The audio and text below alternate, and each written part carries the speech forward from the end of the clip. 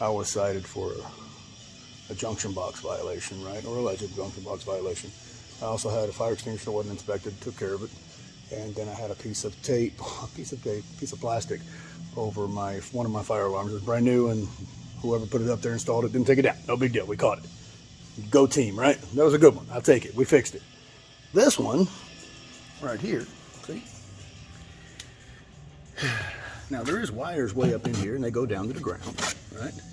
But my power is external only. See it going up the walls? I only have external power. That right there was abandoned sometime around 2006 or so, is what the old building guy told me. So it's been abandoned for about years. It's been abandoned for. There's no hazard. So they can't write me up on something without a hazard. It's open-ended. It's not connected to any breaker box, nothing. The wire's broken off in the ground. No hazard. So this is the entrance to my gym. As you can see, it's members only, so it's a private facility. Fire department came in behind one of my members and did an illegal search of my property.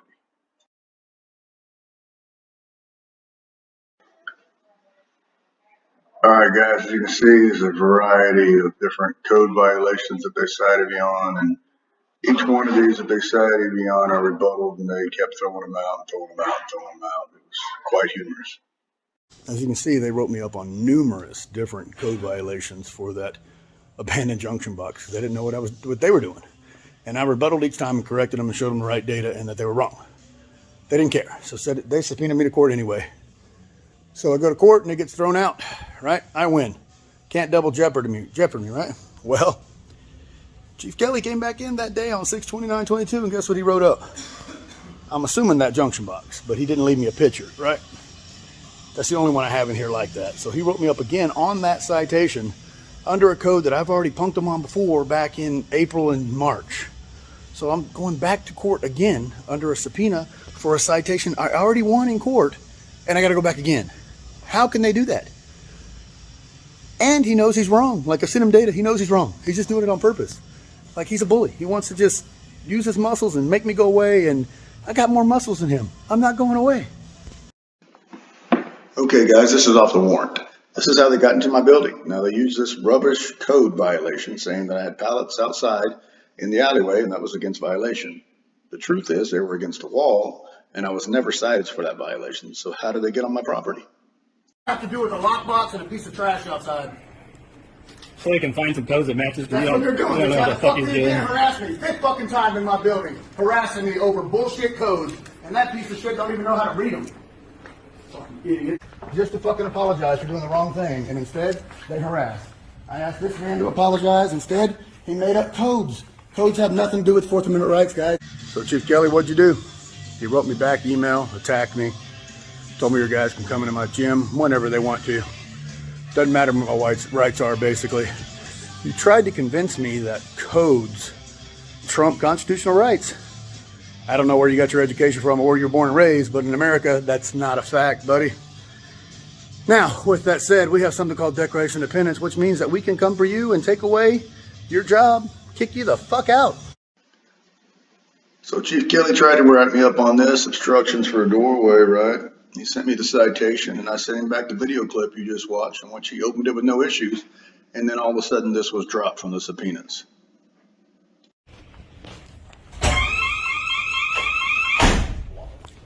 So after I sent him the video of himself, making himself look like a liar that he is, they retracted that citation and subpoena to court and got rid of it.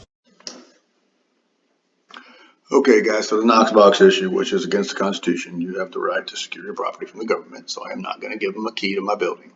With that said, Chief Kelley's building didn't have one. The mayor's building didn't have one. No other business in town had one, but they were trying to force me to have one. I asked Chief Kelley how come he didn't have to have one, and he told me because he was grandfathered in. I said, well, that's funny. My building was being remodeled the same year as yours, so I should be grandfathered in too. So then he changed it that he didn't have a new building occupancy permit, so he don't have to go up to the standards yet, which is crap. That knockbox code has been in effect since 2012 in our area, but they just never enforced it, right? Because people do not want to put knockboxes on their business to give keys to the government. It's fucking baffling. One of them I want to talk about is called knockbox. Now, a knockbox, in case you don't know what that is is a box that's mounted outside your building, bolted into your wall. That can be broken off, yes it can. Anyway, they want a key inside that box, and in that key, they have access to your box so they can use that key. Come in your building whenever they want.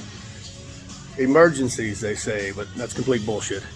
Your Fourth Amendment right protects you from that. If you read your Fourth Amendment right, Mr. Kelley, it says I have the right to secure my property from you, meaning I'm not giving you a key.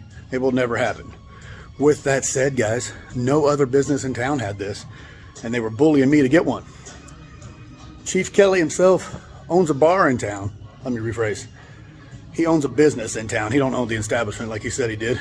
Anyway, he didn't have a knockbox. No knockbox. Yet had the audacity to come into my gym and write me the same citation or citation board. And then he turned around and said he was grandfathered in. Guess what? My building's just as old as his. And I started revamping my building same year he did.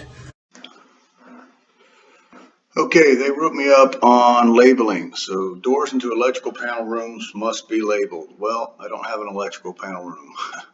The next thing on there is that it should be clear and apparent that you only have one power source. Guess what? I only have one power source. Again, I showed Kelley this data and he still subpoenaed me to court.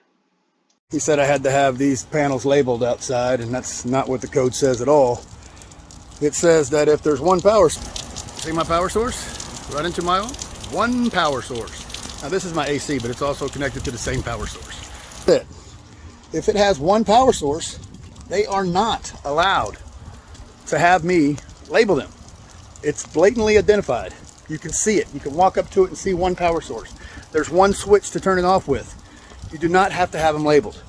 He cannot simply make up codes because he wants to. Me up for not having identification on my building. The front of my building does have identification. See?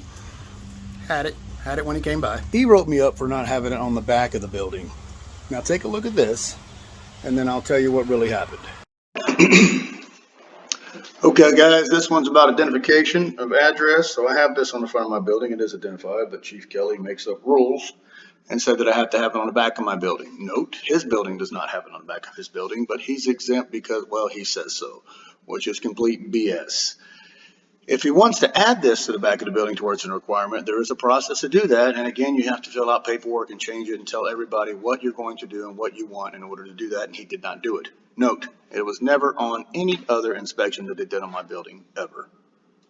So identification of the back of the building is not in the code book. And as you can see, I do not have identification on the back of my building. Nowhere. That I don't have it. The code doesn't say you had it.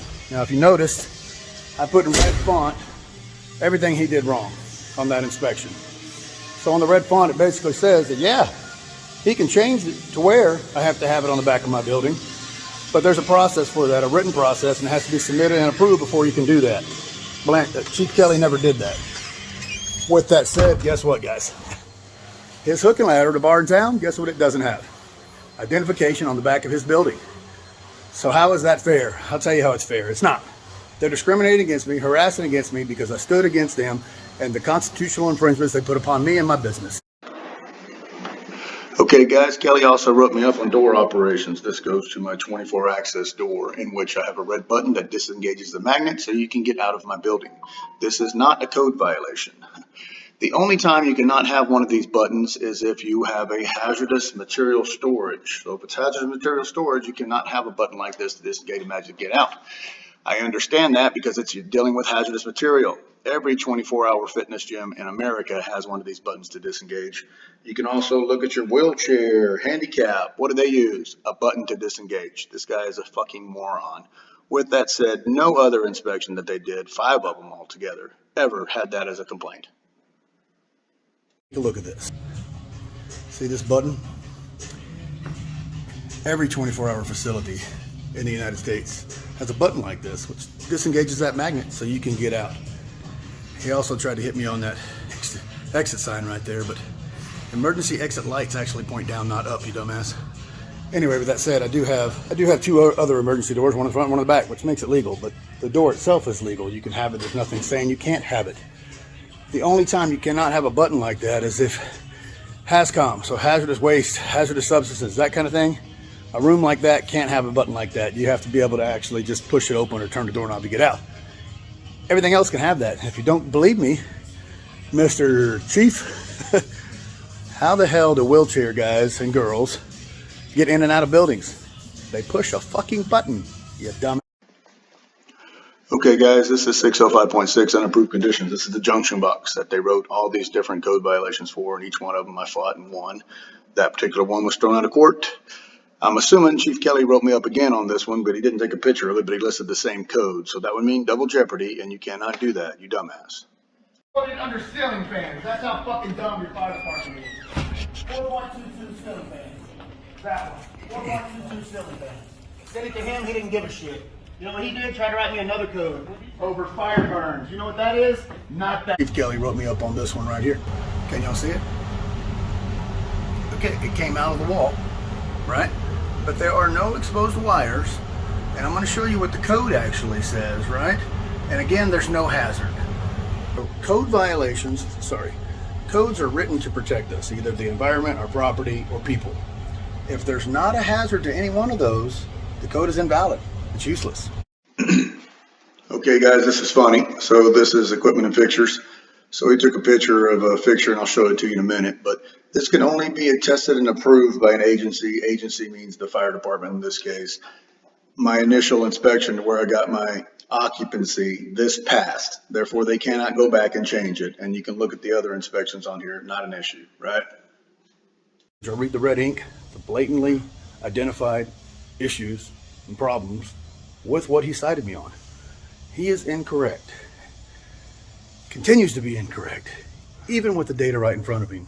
Only again to try to intimidate me, bully me, more like Blanchard blatantly tells me, shut up, be quiet, do the right thing, not the right thing, excuse me. Do what I say, bend the knee, and everything will go away. Right, Blanchard? Well, I'm not bending the knee for any of y'all. This is America. We don't do that. Okay, Kelley quoted me on 803.4 fire retardant coding. However, this triggers an IBC code. So you have to be an IBC inspector in order to cite somebody on this code. With that said, Kelley is not an IBC inspector. Also, as you can see in the videos I provided for you, I'm exempt. Ironically, though, Kelley's own business has the same installation by the same contractor, and the building code official said he was exempt, but I'm subpoenaed to court.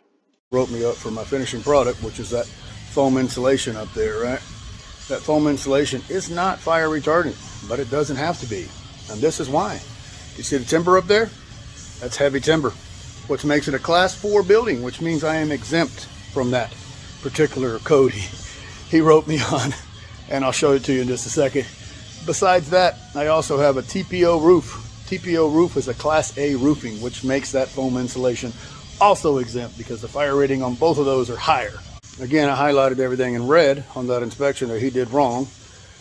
Was just totally incorrect on what he did. Anyway, the funny part about this is, guess what? His hook and ladder business in town, the bar in town that I would quit going to because this guy is a piece of shit and doesn't care about the Constitution and violates citizens' rights, uses code enforcement for intimidation, and basically is a hypocrite. Guess what his building has? That same foam spray right there, same. Built by or installed by the same contractor that did mine. Chief Kelley is a lying piece of shit. This is true.